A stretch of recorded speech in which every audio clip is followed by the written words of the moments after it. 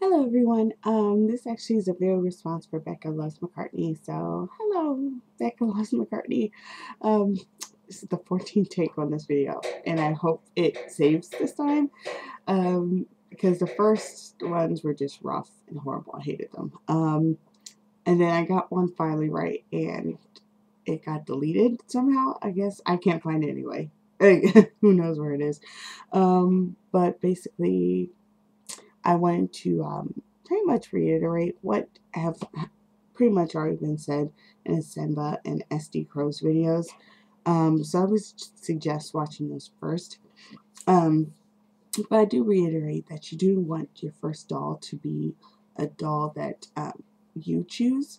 And I know that advice isn't the most helpful of advice, but it actually is, because you definitely want it to be the doll that you feel should be your first doll that you keep coming back to, and that you're like, this is so my character. And that because these dolls are very costly items, and it doesn't matter if you get from the lowest to the highest price range of doll, they're all costly no matter what. And so you want to go with the doll that you actually love and really want, and in that way you can start the hobby off on a good foot. Because basically, I could make a suggestion, but I don't want you to get this doll, especially since you have to save for this doll. I don't want you to get the doll after all this saving and then waiting for the doll, and then get it and hate the doll, like absolutely hate it. That would be a horrible introduction into this hobby, and I happen to love this hobby, so I kind of don't want to like start someone off in a negative way. So my suggestion to you, I'm just going to go by how I was when I started. There's probably several ways to do anything. So, but when I first got into this hobby, I was actually recommended the site Mint on Card. I went past Mint on Card, and the first, Mint on Card is a dealer, so they have several doll companies listed. I went past Ring Doll first because the friend who recommended me, she had a Ring Doll at the time, and I just wanted to get a Ring Doll that like what she had. Bless you, Jolie. Sorry, this cat again. I'm sorry.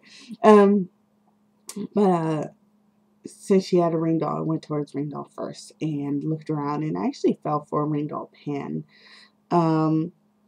But he wasn't quite right, and I was looking for a pre-existing character, my character Rai, and he's a very important character to me. He's the first character that I had fleshed out, like, from beginning to end, because like most of my characters are just like ideas, but he was like more than that. And I kind of felt it, but kind of not. So I was like, well, maybe I don't have to have a Ring Doll as my first doll. So I went and just looked through all of the company sculpts that they had, and I fell in love with the Doll's Own Wing 2. I just fell completely head over heels in love with him. But in my opinion, he was very costly. Now, there are more expensive dolls, but there also are less expensive dolls. So I tried to go for a different one that's less expensive, but I just couldn't. Like, none of the sculpts fit his character as much as Wing 2 did. So what I first did to make sure that I wanted him was went past Flickr, Google, and DeviantArt and searched for Doll's Own Wing 2. Just to see what other owners did with him, because it's surprising what just a change of like wig or eyes or even clothes will do. So like, my first suggestion for you is, if for any reason you still like Bobby Apollo, is to go search him out on those three websites, Flickr, Google, and DeviantArt, to see what other owners have did with him. Because I know for a fact that the site pictures of the Bobby Apollo are awful. They just are. And I know that from I've searched him out myself. I thought I I really do think he's like a very pretty mold. He's very underrated, but he's very pretty. I really like him. But I also found it out because I was looking through just randomly, and that's where I found her. She's a Resin Soul lead. Resin Soul is Bobby's sister company, and her site pictures just awful. Like, the only reason I ended up like really seeing the Lee sculpt for what she is that I found owner pictures of her, and she is actually, in my opinion, very, very beautiful, and it's just amazing what just changing a wig can do and taking like a better picture of her, not even an over processed picture, because I don't like those either. I love the honesty that's in the Bobby and Resin site pictures, but they are very, they seem to be unflattering in my opinion, because I've seen like just as similarly processed pictures from owners where the doll actually like shines, because you're like, oh my god, I can see this doll for what she is. So yeah, I got her because of owner pictures, because the site pictures did nothing for me. So you may want to do that first with Bobby Apollo. Just do a search for him and see what other owners have did with him, and see if that for any reason changes your mind about him. But if it doesn't, then the next thing I actually did I did this to cement the fact that I did want Dolls on Wing 2 to be my first doll. But if I had changed my mind, this would have been my next step anyway, is to go past, again, the same 3 websites, Flickr, DeviantArt, and Google, and just search BJD.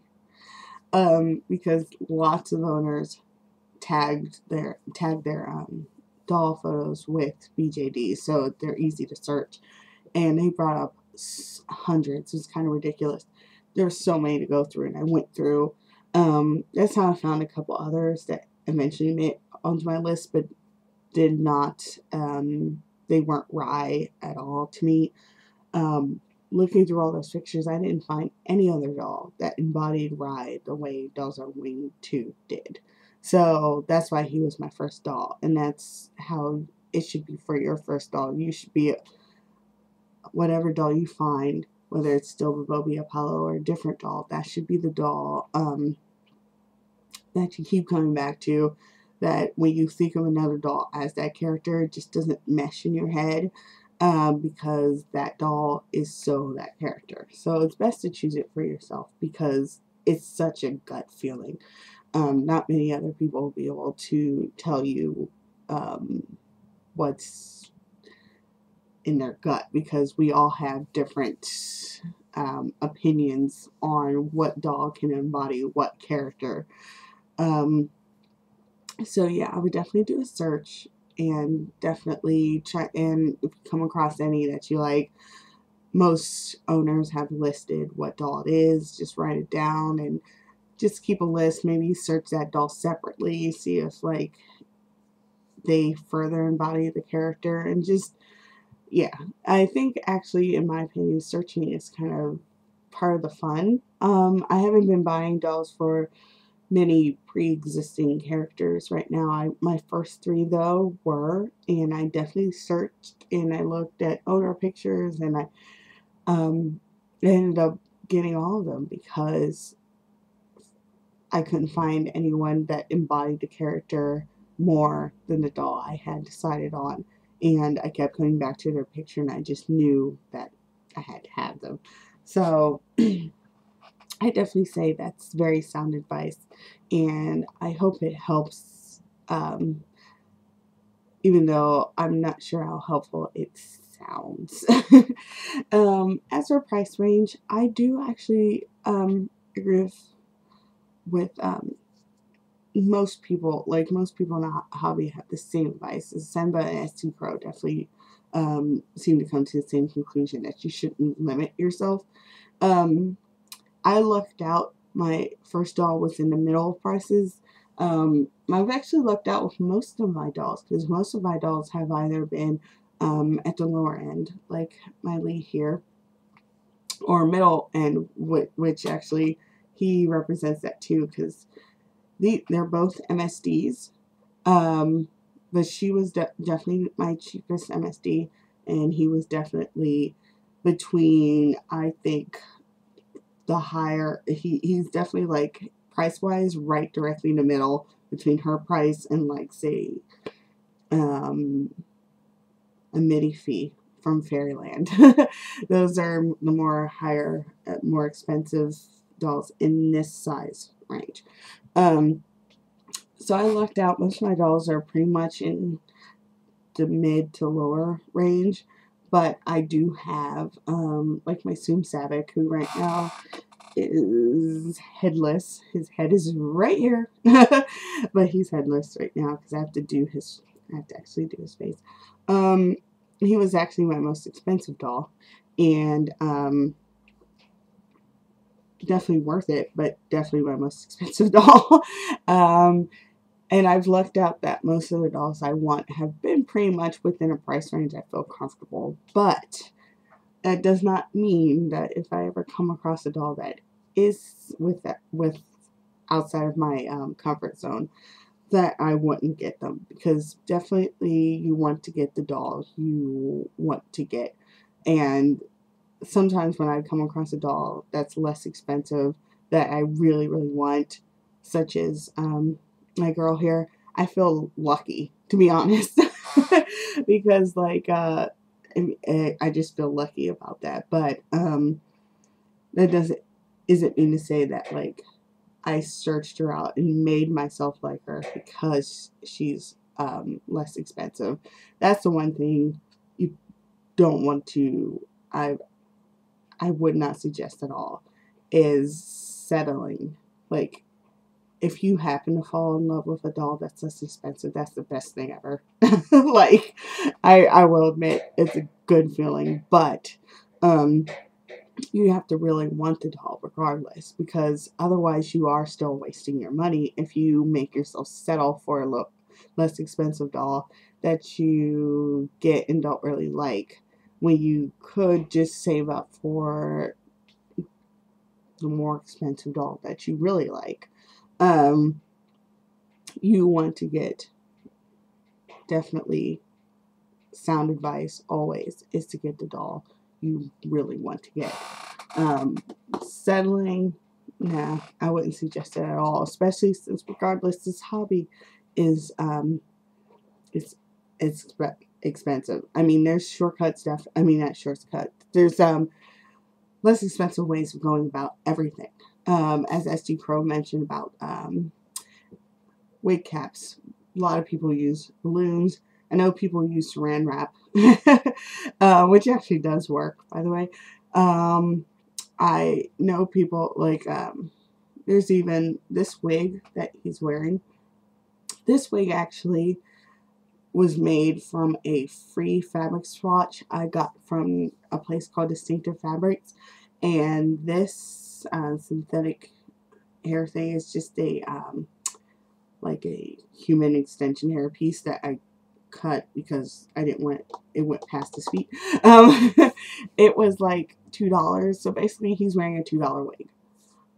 And there's just little things like that you can do. Like his arm warmers, you can buy arm warmers or make them, but these actually pretty much free because I just cut them off his socks. His socks are too long for his pants to go on, so I just cut his socks. But you can make them. It's easy to sew arm warmers, at least. I fail at sewing a lot of things, but arm warmers are easy. But yeah, there's definitely cost saving things you can do or buy in this hobby. Not everything has to be like 100% expensive, but everything does add up. So that's why I say go for the doll you want, because regardless you will be paying for this.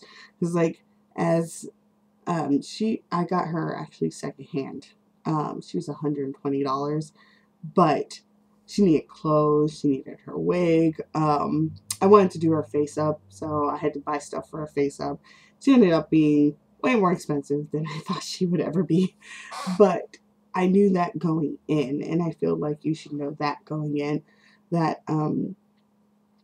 you know, there's the cost of the initial doll, but there also are other costs that you have to factor in and get used to, and um, in that way, I feel like that's why you should choose the doll you want to choose, because regardless, you know, this hobby's going to cost you something. So yeah, I'm going to link to Mint on Card. I'm sure you've been past her, but I'm just relink it. I don't know, just to make sure if you haven't heard about it, now you have, and you have the link. And then there's also Denver Doll. I like Mint on Card more because they have a lot more companies to offer, but Denver Doll does also have, they have different companies, so you can go past there and see 5-Star Doll, and it's also Fairyland, and they have Doll in Mind. I really like Doll in Mind. I'm planning to get one of their dolls at some point. And just more things to look through. You definitely want to do your research, because a lot of this hobby is research. You'd be surprised at how often I spend researching things and researching this body or this, especially if you're going to follow SDCROW's advice about doing a hybrid. You definitely want to do your research on that, on what fits, what doesn't fit, because they all have, you know, neck sizes. So even if you get this head, you have to make sure that the body's neck size matches, or matches close enough that they are able to still like move their head around and stuff like that. So yeah, you definitely want to do your research. You want to get the doll you want, and price range is just a bonus, really, to be honest. I try not to limit myself in that respect. I definitely think it'd be worth saving, even if you have to save, you know, so about 2 years. It will be worth it in the end, and in all that time you can research, and the more you research, maybe the more comfortable you feel about continuing to save for the doll. Especially if you are having to wait that long, you know, by the time you have it all saved, you could know so much that you feel really comfortable dropping the money for this doll. And that's pretty much what you want. You want to feel comfortable with paying for this doll, for having this doll in your life, you know. So yeah, that's my suggestion to you. It doesn't add a lot, and I know I'm probably rambled a lot because I do that, but I hope it helped you in any way, and I really do hope you do end up joining the hobby, and that you do have a good time in the hobby. I personally, I love it. I didn't know if I would or not, and I did have a rough beginning, of which you can watch those videos if you want. I feel like I had a rough beginning, but I love it. I love how creative it makes me. I love coming up with characters for the dolls, because that's one of my favorite things to do ever. And I've been having a really good time, and I hope that if you do join this hobby, which I think you should, not because I'm an angler, but you sound like you're really interested. If you do join this hobby, I hope you have just as good a time. And I hope you're able to get on Den of Angels if you're not able to for any reason, because I believe membership is closed. I do follow one other doll group, and that's Dairyland. Now, I'm not sure where you're located. They do cover the Midwest, but I would try to join that, simply because even if you're not in the Midwest, they're actually an active doll forum, and you don't have to jump through too many hoops to get involved in it, and there's a lot of information already there, and they're very I've been lurking a lot on there because I haven't been taking pictures very much and stuff like that. But they're very accepting of many dolls, a lot of dolls. I think even all dolls, and they seem very like welcoming and very friendly, and that's definitely what you need at the beginning. You want to feel comfortable, but so I was just going there. If not, I believe I can't think of the name of the other one for it, or East Coast. I think it may be, I mean, not East Coast, West Coast. It may be Resonality, but I'm not sure. If I, for any reason, remember or find out what that is, I'll add it to a link, probably in a comment or something. But yeah, so I hope this helped in any particular way. And if it didn't, sorry. But congrats on finding this hobby, and I hope you join. And that's all. Bye.